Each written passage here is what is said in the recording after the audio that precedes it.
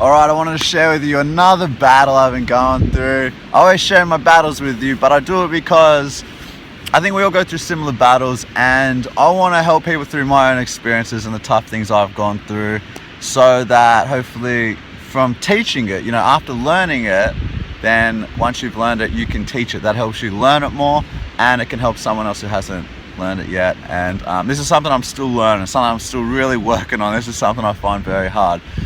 But I think it's all, it all comes from a good place. And what I'm talking about is balance, having balance in your life. I've had a very bad amount of balance since learning about animal rights and veganism. Actually, not really since learning about it, but more so learning about how bad it is, how, millions of animals getting their throats slit every single year and destroying the planet at an alarming rate, and the amount of suffering and the job left to do, how far we've still got to come. That's when I started putting my own life in the back seat and giving a huge majority of my life to trying to speak up for animals, trying to promote veganism in this way or that way, or doing things surrounding that. And I really just kind of put my own life on the back burner, and I think a lot of people who are committed to a cause do that, and that's not necessarily a bad thing. I don't think that's a bad thing, but it can become a bad thing. There still needs to be some balance, and the reason why I didn't have balance, a huge part of it, was because of the amount of guilt I felt. I didn't enjoy doing the things I used to enjoy anymore. I wouldn't really enjoy going to the gym or hanging out with mates or skating or surfing. I did, but not how I used to, because when I'd be doing it, I'd be thinking about the animals. I'd be thinking about, just things I had to do, and I kind of stopped enjoying it as much, and it was all about guilt. I felt guilty. The other week I was partying. I hadn't let myself party for a long time, and there were some DJs playing, so I went to this place and watched some sick DJs. And during the night, I was just dancing, having a good time, and then just an image flashed in my eyes of something I've seen in a factory farm, a pig farm, and it just kind of floored me a little bit, and I just sort of felt like, what am I doing here? What am I doing here dancing, man, when this is happening, I just had so much guilt around it, and I just felt like, you dancing, while that's happening? How dare you, bro? And it's just real strong guilt, and I always kind of feel that. But what I've learned is that if you're not having a life yourself, in my experience, this is what has happened. I start burning out. I start becoming foggy-headed. I start getting distracted easily. I lose my focus, and I stop being relatable. Right now, something so important in the vegan movement is to make this a mainstream movement where just your everyday person, mainstream people are doing it. And to do that, I believe it's important to be a mainstream person. And mainstream people aren't 99% of their life dedicating to one particular thing, promoting one message. They're chilling and they're hanging and they're partying and they're whatever. And so there's that, but also it's about giving yourself that time to recharge and to recover and to, just take a step away. Because when you take that step away, you're creating a space for new things to come, new ideas, new motivations, or even just to re-energize, because it's exhausting. It can be exhausting thinking about animals and what to do all the time and replying to the same questions all the time.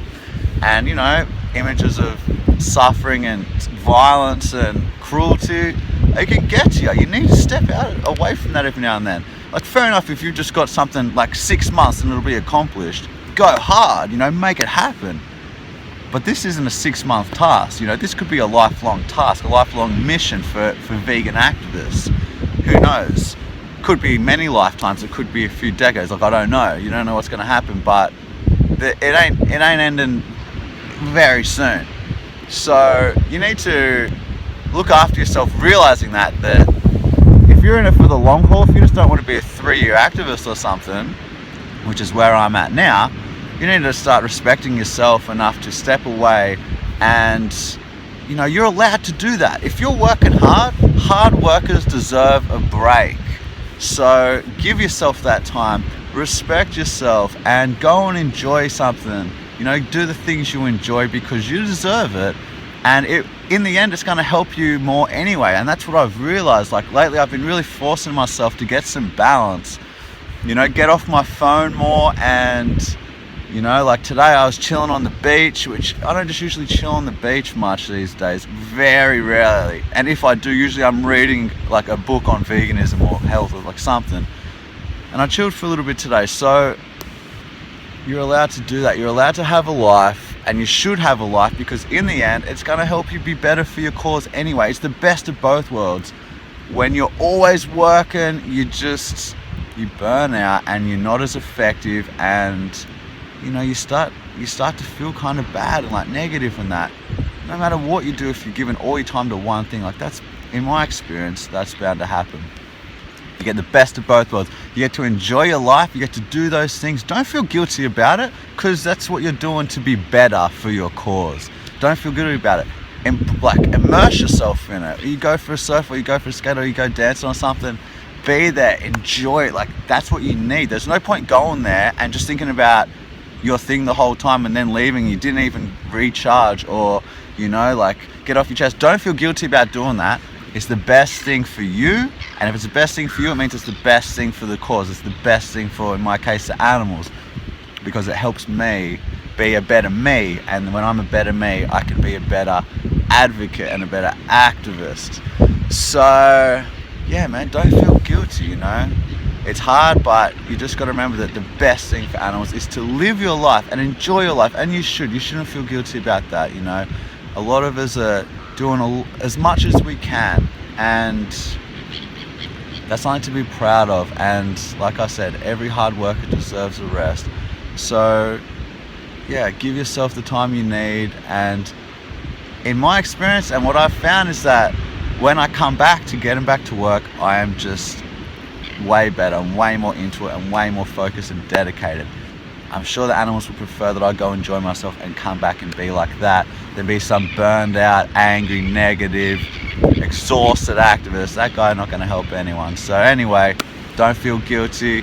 Give yourself the time, chill, relax, enjoy life, and everyone wins.